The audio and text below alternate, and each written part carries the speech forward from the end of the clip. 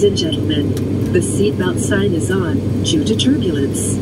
We require everyone to remain seated and fasten your seatbelt securely. Guests inside the lavatories must return to their seats. Tayo po ay nakakaramdam ng kaunting pag-alog ng eroplano. Mangyari po lamang na ikabit ang inyong seatbelt.